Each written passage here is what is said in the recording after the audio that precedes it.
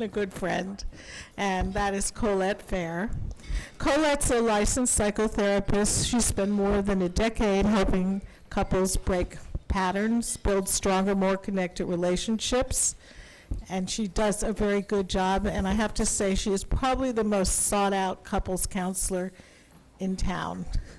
And she's really, really good. She combines, she's one of those, like, we're all lifetime learners. Colette cannot get enough workshops, specialties, books to read to keep on the intellectual side of things, but she's got an incredible heart, and that combination makes an amazing counselor. She graduated undergraduate from Tulane and grad school from Rollins Counseling Program, which is how I know her. She now co-hosts a top-rated podcast called Insights from the Couch. I suggest you all look at it. I will warn you, it's a lot about middle age, and we know none of us here are middle-aged, but it's still some good nuggets. I told her she should do an old age one, and let me listen. She's also just recently, coming out on July 1st, is her TEDx talk on secrets of a couples therapist. And I bet that's going to be wonderful. And February 3rd is her book debut by Penguin Random House, and is entitled The Cost of Quiet, and Why Avoiding Conflict Hurts Your Relationships, and How Speaking Up Can Save Them. And I think as older people, we have a little window into this. She brings professional depth and personal insight into every conversation. And today, she's going to share with us stories, strategies, and truths that will change the way you think about connection. And I did mention to Colette that people who come to the University Club know a little bit about connection, because that's why so many of us come here. And we're pretty good at it, but we can learn a lot more. So I welcome my friend Colette.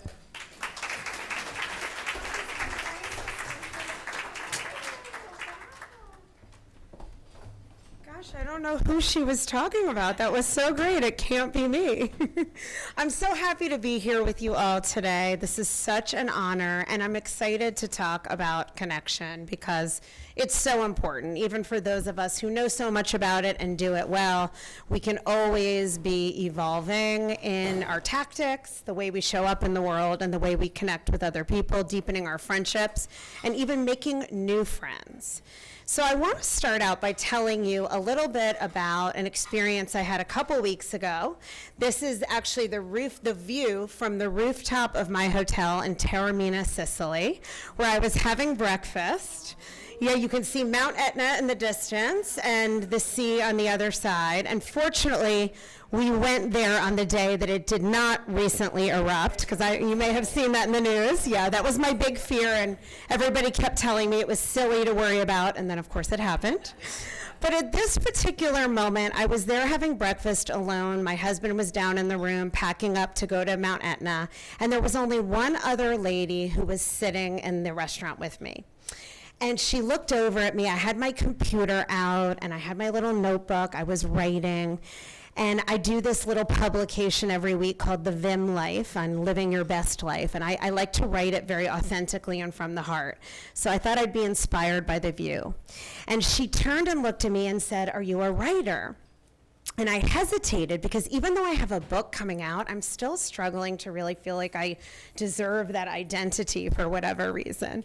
But I said yes, and I ended up telling her my story and how I lost my voice in my first marriage, and that's what inspired me to write my book, The Cost of Quiet. And she immediately teared up. Then I learned her name is Caroline, and I'm going to show you her picture, because we took a photo together. And she's in her 60s, from Lebanon, and she shared with me how difficult, in fact, the grueling experiences she had to go through to actually get a divorce, and then how she was treated afterwards as a single woman. And it really, really spoke to me. But what was crazy is that so many of the details of our divorce experiences were the same. She said, "My marriage nearly destroyed me. And the next thing I knew, we were crying and hugging and just so bonded to each other. total strangers coming together from opposite sides of the world through our shared experiences. And it was one of the most honest, beautiful moments I've ever had, and truly something I'll never forget. Meeting Caroline reminded me of the power of connection and the many different ways we can find it. Connection isn't just something that's nice to have, it's what keeps us going. Relationships are what connect us to our life force. They make us feel alive. And I know many of you, as Molly just said, here value connection because, like Molly said, you come to the university club, right? A place that you have a sense of community and that there's belonging and shared experiences. Attachment science tells us that we need that community to thrive because we need other people. We're biologically wired to bond. In fact, we do best in life when we're closely connected to our loved ones and when we know we can turn to them whenever we need them for support. But we're living in an era of unprecedented disconnection. Despite being digitally plugged in around the clock to people all over the world, we're more isolated than ever. Studies show that 20 to 30% of adults report feeling consistently lonely. And that loneliness isn't just sad, it's deadly. It increases the risk of cardiovascular disease, stroke, depression, cognitive decline, and actually takes more lives each year than obesity and smoking. So in today's world, we have to be intentional about cultivating authentic connection if we want to preserve and improve our physical and mental health. Now, about 20 years ago, I learned this the hard way. From the outside, I seemed to have the perfect white picket fence life. I was married to my college sweetheart. We had 2 daughters, our beautiful dream home, and tons of friends. But it felt empty because I lacked the one thing I needed most: meaningful connection. Motherhood had exposed the first cracks in my relationship. I was starving for emotional intimacy, but I couldn't find it. My new mom friends in Winter Park were lovely, but it was really difficult to talk about my postpartum anxiety and my marital problems when they were preoccupied with monogramming diaper bags and getting their kids on the Park Maitland wait list. I cared about that too, but other things as well. So ironically, I got divorced in pursuit of deeper connection, but in the process, I lost most of the proximate connections I had. My ex quickly moved on in a nanosecond, replacing me, inserting a new woman into my home and my former life as if he were merely replacing a battery. And all of my friends went along with it, adopting her as if I'd never existed. It was painful but revelatory. Those relationships had been built on status, not substance, and in some ways I'd always known that. That's why it had felt so empty. Yet there I was with 2 babies, no spouse, no career, totally alone, and no village. So for the first time in my life, I had to be intentional about building new friendships from scratch. And what I learned really changed everything for me. The case for friendship. Okay, so we don't know if we're going to be in a romantic relationship, right? I know I'm a couples therapist, but people die before their spouses, people get divorced. Some people, many people, elect not to be in a romantic relationship at all. But friendship is something that's accessible. And we know loneliness is a public health crisis. Brain scans show that social rejection activates the same pain centers as physical injury. The 85-year Harvard study on adult development that many of you are probably familiar with found, it's not your green smoothies, it's not your wealth, it's not your spa days, right? It's not even genetics. The number one predictor of a long, happy, healthy life is your relationships. Now, here's the part that might just put me out of business after Molly said I'm such a great couples therapist. Thank you, Molly. Is that a recent 22-year study found that close friendships are actually better for you and better for your health than romantic partnerships. So part of this is that even in great romantic relationships, you have rough seasons, right? It's not always predictable. Let's face it, relationships can be stressful. Okay, good. I have a little bit of, you're going to see why a little later, I have a little bit of clicker and slide PTSD from another presentation. You'll learn more about that later. But friendships are something that are always accessible. And most friendships, studies show that if they last for more than 7 years, they're going to last a lifetime. They're a consistent, reliable source of joy. In fact, friendship is often the one thread, the one consistent thread that goes through your entire life. And research shows that you only need about 3 to 5 friends to reap the benefits. So we know people with a few close friends tend to live longer and live better. The catch is many of the conditions we once had that nurtured friendship are non-existent. When we're young, shared experiences make it so easy to make friends, right? The school lunchroom, running around. I think all of us in this room probably grew up running around from dawn to dusk, playing on the streets. I know I have some of my best memories of those days. That doesn't really happen for us as adults, and sadly, it doesn't happen for kids anymore. So in fact, one study at the Maryland State Police Academy found, when they looked at students who were becoming cops, that their closest friends were the people whose names were alphabetically close to theirs. And this is because it's who they sat next to. So this phenomenon is called propinquity. It's friendship through proximity, basically. And in various settings, from classrooms to workplaces, the individuals we spend the most time near tend to be the ones who become our friends. But as adults, we lose many of those situations that lend us to that natural propinquity. It's not an easy word to say. Further, technology has taken over. We're isolated by our screens. The average person checks their phone 12 times an hour, and I'm not talking about teenagers. So many of us, even some of us in this room, are more addicted to those awful devices than we like to admit.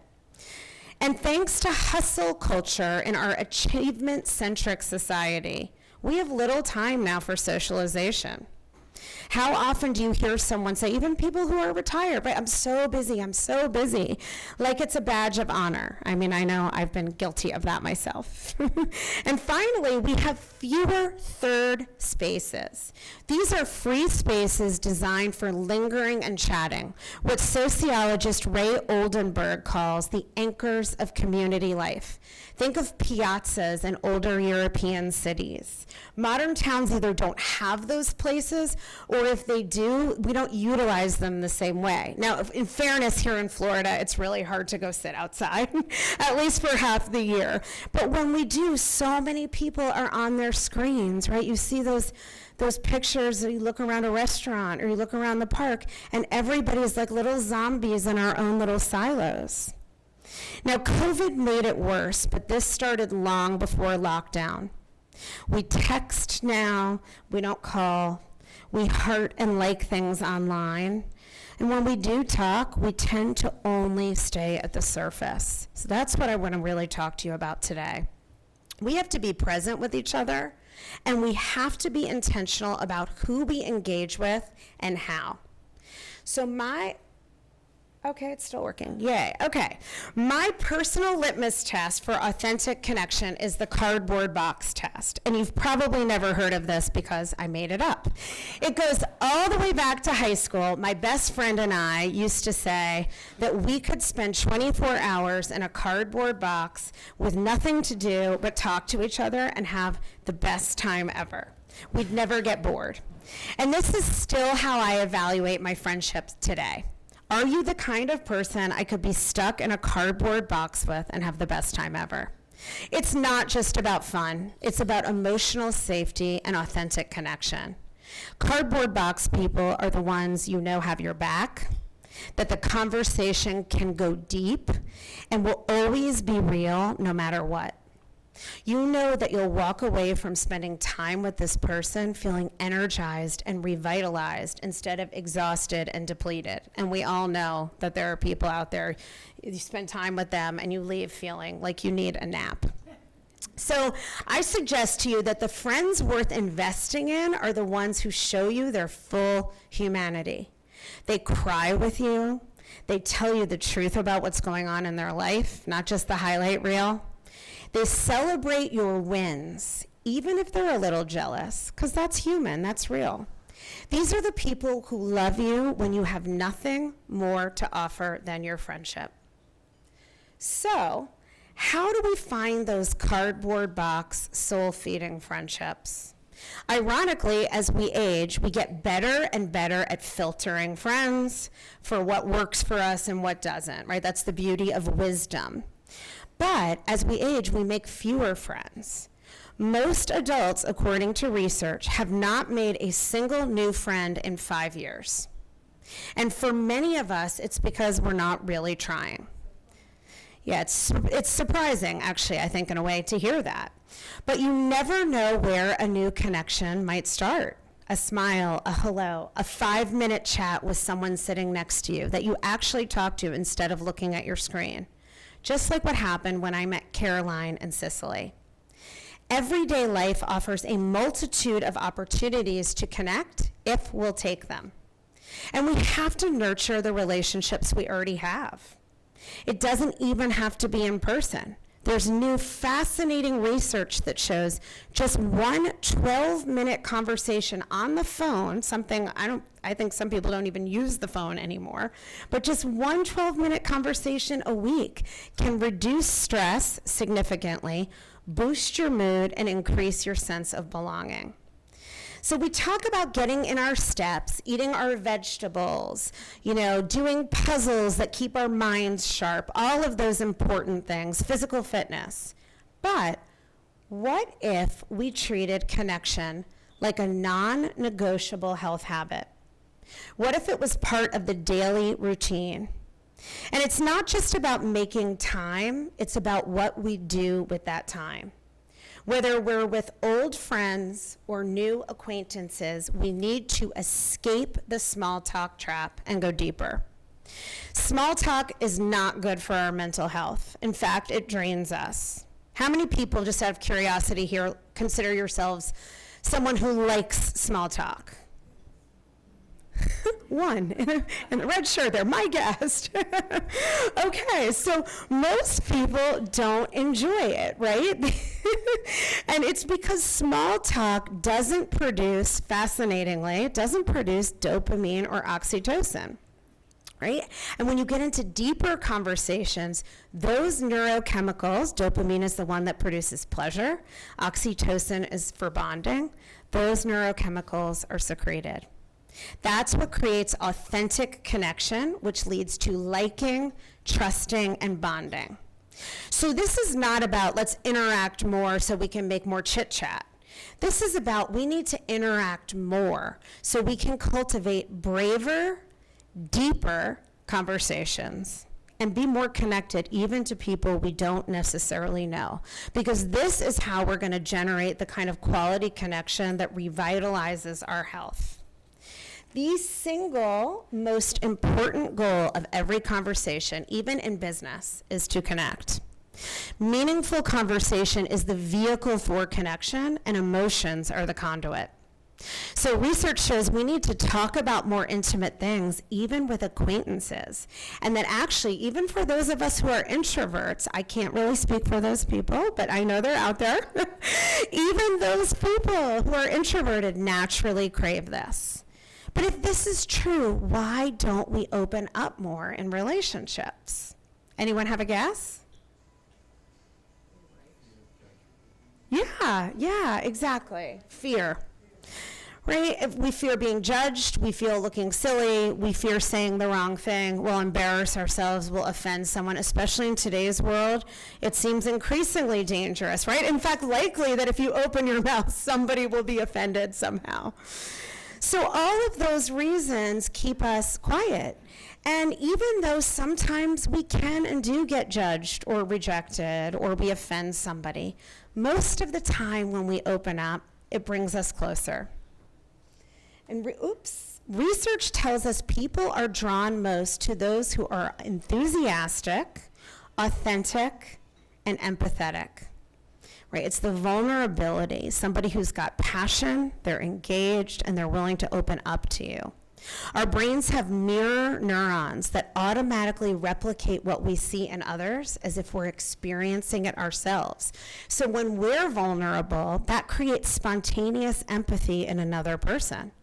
When we create these conditions, our nervous systems sync up in a process called neural entrainment. That's when we're actually we're in an experience together. It's live connection, and when you feel it with someone, it's intoxicating. Now, the conventional narrative is that it takes a long time to build a relationship, but the truth is you can create authentic connection in just minutes with anybody through asking more interesting questions, getting deeper, and creating more meaningful conversation. So there are 3 practices that are crucial to creating meaningful connection through a conversation. And the first is asking experiential questions instead of flat, fact-based questions. Questions that invite people to open up and share their experiences. Yale psychologist Margaret Clark says, the best listeners aren't just listening, they're triggering emotions by asking questions. So the best questions are the ones that invite stories, and this actually bypasses the brain's suspicion filter, right? Your brain goes, oh, I don't have to be on guard with this person when someone's vulnerable, and it elicits natural empathy. What's beautiful about experiential questions is they succeed because they invite vulnerability without demanding it, whereas closed questions are flatliners. They generate no dopamine, right? And no dopamine means no pleasure. Have you ever been in a conversation where the person drones on, and you just think to yourself, my God, will this ever end? I almost wish I could have a health event so I could get out of this. Yeah, I have. But when you're asking these kind of questions, that's so much less likely to happen. And the beautiful thing is, we can take routine questions that we might use in small talk with an acquaintance and make them deeper. Instead of where did you go to college, we can say, what was your favorite part of where you went to college? Instead of what do you do, which is something many of us ask often, right? What do you enjoy most about your work? Right? There's a way to deepen these things and invite people into sharing their experiences. And we also want to practice engaged listening. And I'm sure you all know about this, the idea. I know Molly does as therapist. It's a huge part of our training, is learning how to listen. Listening is hard. But have you ever been in one of those conversations where somebody's either totally checked out, right? You can tell their eyes are glossing over, they're not there. It doesn't feel connected. In fact, it really is a repellent and it pushes you away. Now, when the conversation is interesting, you just perk up. You don't have to work hard to focus. You don't have to try to remember what somebody said. You want to listen. You don't have to fake it. You just lean in. So asking follow-up questions is a great way to make it easier on you to be engaged. Questions like, what was that like for you? What did you learn from that? What was the hardest part? What was the best part? Follow-up questions propel the conversation. They deepen the dialogue and make it so much more interesting. But most importantly, follow-up questions show that you care. It tells that other person that you actually want to know them and understand their experience. And let's face it, all anybody really wants is to feel like they're fascinating to somebody else, whether they admit it or not. Also, we've got to be attuned, and I find this truly fascinating, even though I talk about this all the time. Mehrabian's rule tells us that only 7% of communication is actually about the words that are said. It's mind-boggling, really. 38% is tone and 55% is body language. Your nonverbals are powerful and they say so much more than words. The energy you transmit. When you smile, does your smile reach your eyes, or is it that kind of fake dead fish smile, you know? We've all seen that one too, right? Leaning into somebody, making eye contact. These things tell somebody you're emotionally available. They say, I'm interested, I want to know you. And it goes deeper. It's unconsciously transmitting a signal of safety on an instinctive level that tells somebody that you're actually with them. So if you want to really connect to people, you can't fake it. And the third is sharing vulnerability. And I talked about this a little bit, but it's not okay just to ask people, and it's not enough to ask people to open up and share their stories with you or be willing to listen. You have to be willing to share yourself as well. That's the only way you're going to get connection. It's got to be a ping pong game. When you do this, it makes it easy for people to know how you feel. It creates tremendous safety. And this is when you have that neural entrainment again. You're vibing, as the younger folks say. So it's very important to let emotions be part of the conversation, because emotion is a superpower for connection. When you share your feelings, people are drawn in and they want to listen. Even if the circumstances of your life differ, like that story I told you about my friend Caroline from Lebanon, we connect through emotion because primary feelings like joy, fear, sadness, pain, those are universal. Those are things we all go through across the world. And so we resonate with others in that space. Now, for example, I told you I was going to explain why I have my clicker PTSD, and I don't mean to diminish PTSD in any way with my little joke here, but I just gave my first TEDx talk a few months ago, and I was the first one up. The staff forgot to turn on my clicker. The little 23-year-old intern who was assigned with that task. Same age as my daughter, so I try to have empathy, but I got up there on stage, and it was one of the most intimidating moments of my life. The clicker didn't work. I thought, okay, I can handle this, but then this well-intentioned 23-year-old also decided to move the slides for me.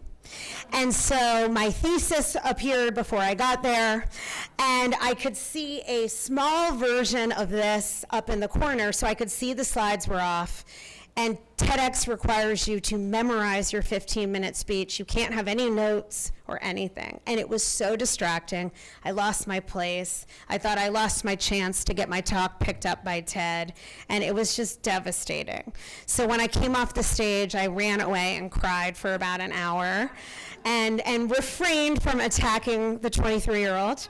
But then I found out the presentation would be edited, and they'd take the slides out that were wrong. They'd pan to a different camera, and there was some relief in that. So the final product will be seamless, or at least relatively seamless. But I still chose to share the full experience with everyone. And I shared it with all of my newsletter subscribers and the Vim life too. You know, the thousands of people that read my newsletter. I didn't have to do that. But I did it because I wanted to be real and connected to my audience. And an amazing thing happened. People wrote back and said, thank you for showing your humanity. People wrote back and told me their nightmare public speaking stories. And if you've ever done any of this too, you know you've got them, right? We all do. That was what made me feel better. Not finding out it would be edited, not all the wonderful people, including my family and friends who came up after and said, oh, you did great, nobody noticed a thing, whether that's true or not, right? But it was actually people connecting with me in the pain and the mess and saying, oh my God, I can't believe that happened to you. Listen to what happened to me. It was the Me Too-iness of it, but this is the good Me Too. This is the one that we want, right? It brought me comfort because I didn't feel alone in it. So what I'm saying today is that we've got to share our messy parts and let people in. Vulnerability isn't a weakness, it's our greatest strength. It's how we build connection. And it isn't just emotionally powerful, it's biological.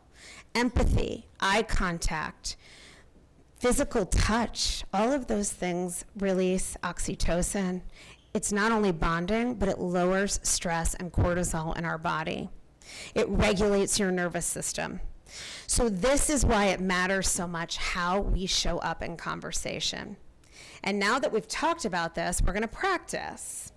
So I am going to have you pair up with somebody in the room, and ideally, of course I cannot enforce this, although I would like to. Ideally, you won't pick your best friend or somebody you already know really well. And I want you to answer one of these questions. You can pick whichever one feels the most comfortable for you. We're going to spend about 5 minutes with one of you answering the question, and I want the other person to be practicing some of this engaged listening and asking follow-up questions like, what was that like for you? And then after about 5 minutes, I'll let you know, and we're going to switch. All right, starting now.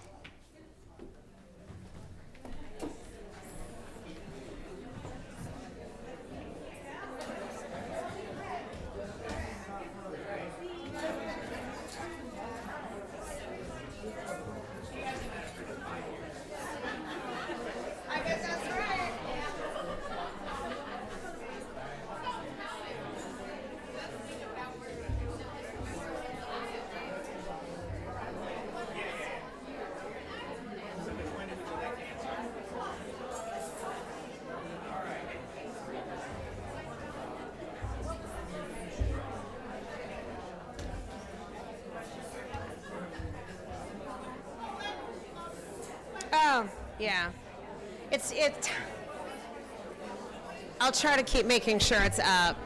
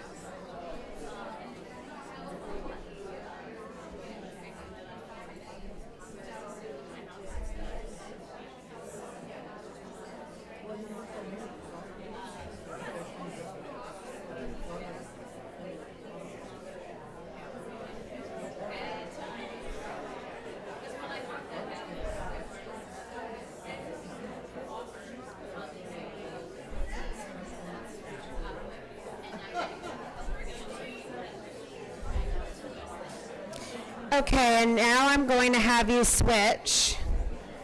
Whoever you're talking to, just switch to the other person answering one of the questions and you being the listener.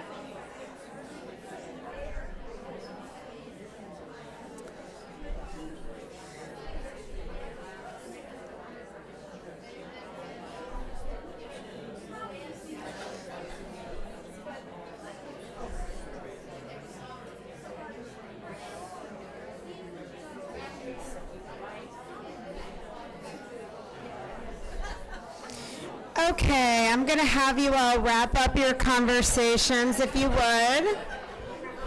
As much as I hate to interrupt you, from all the joyful voices around the room.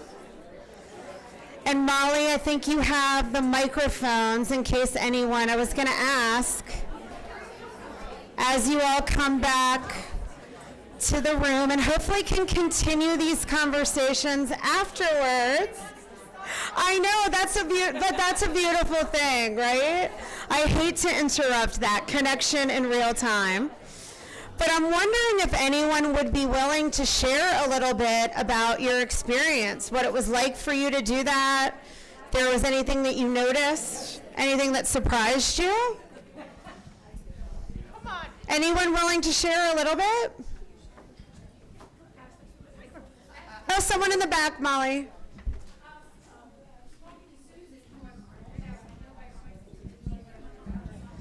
Hang on one second till we get the microphone to you. Molly, can you get, oh yeah, there we go. Okay. Can you hear me? Yes, I'm Yes. sure you can. Okay, I'm probably one of the oldest people here, and I have friends, second time around, over 50 years. I've lived in this community since 1963, and there's nothing that you said that isn't true. Thank you. Should I go or? Okay, Susan and I talked about the first question, and we found out that we both had unbelievable mother-in-laws. That no matter, Oh, I want to hear that conversation. they couldn't stand us. Aw. And we tried and tried and tried, and we could never get through the wall because we Wow. took their sons. I know that feeling too. Thank you for sharing that. Right, but you found you had something in common that maybe you didn't know about, and that sounds like it could be a shared bonding experience, however unpleasant or painful it might have been.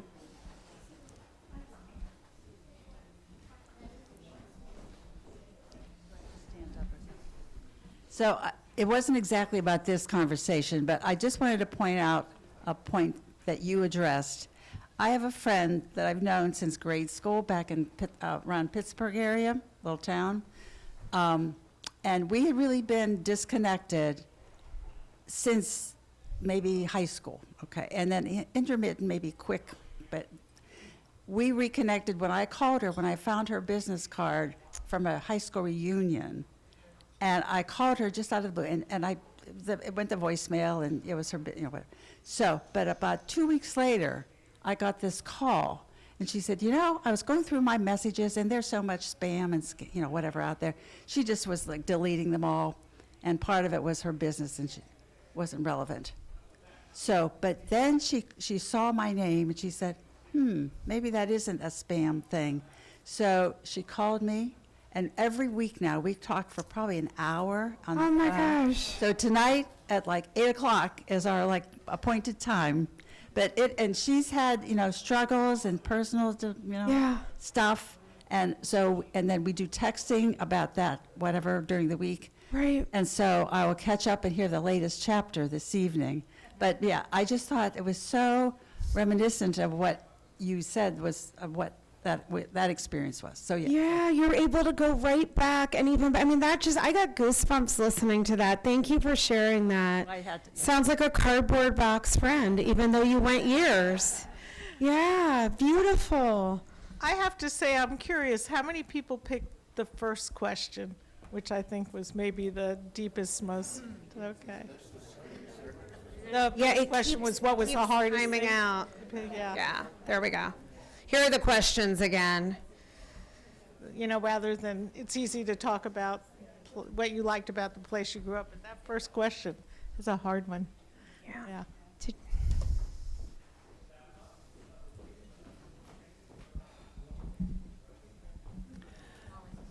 You're going to think this is very weird. I doubt it. When I was not weird, eerie. When I was in grade school, my best friend Linda Thomas and I would go over to her house after school, and we would play Monopoly, and we would just, have kids. We would just have a good time. And her dad worked for, it was either Goodyear or Goodrich, and I can't remember, and they got transferred back to the home office. And we kind of lost touch. But then we found each other again, and we correspond, and but on the computer we correspond. Yeah. And then in 1967, I think it was, I moved to Fort Lauderdale and started working in a bank.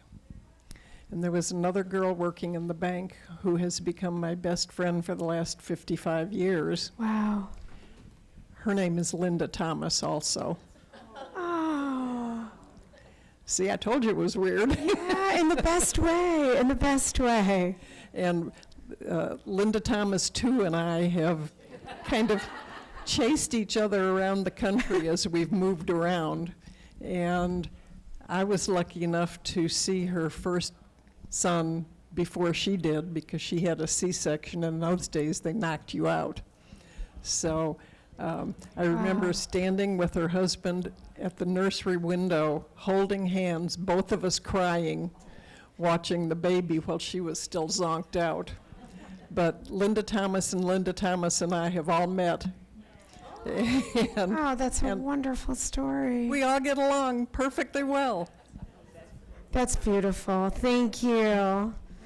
Wow, I mean, you see how meaningful connection is with old and new friends, right? It's finding your people, and sometimes it is that random person sitting next to you or that you meet at the bank or wherever. You just don't know. So I'm so grateful to you all for sharing, and I want to just leave you with a couple final takeaways just to make this more of a daily habit, right? I don't think there's much that we don't know. I think we all kind of know this on some level intuitively, and many of us are doing it. But the more we're aware and the more we're intentional, the better we do, the more connected we feel, and the longer we live. So have a few experiential stories of your own, things you're willing to be vulnerable about that you can share, and have some of these experiential questions ready. So when you're talking to someone, you already have something in mind you can ask them to get out of that small talk trap. And when you do ask and listen, be engaged, really be there. Ask those follow-up questions.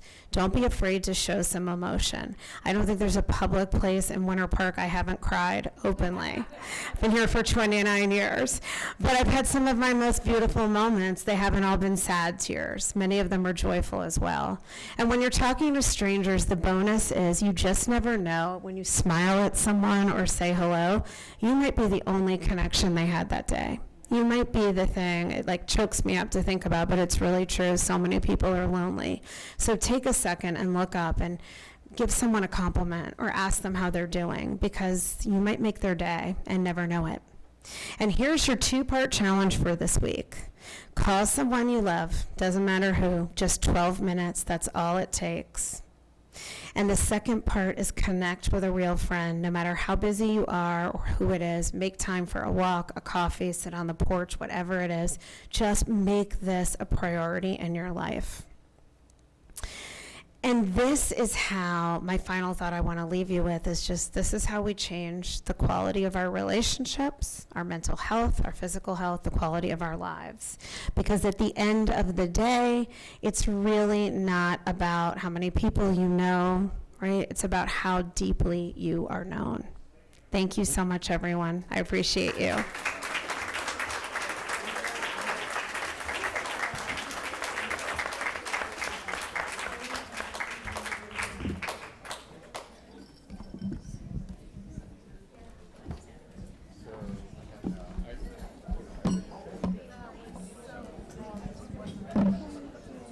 Well, thank you all for coming, and I think we really all learned something and enjoyed this luncheon.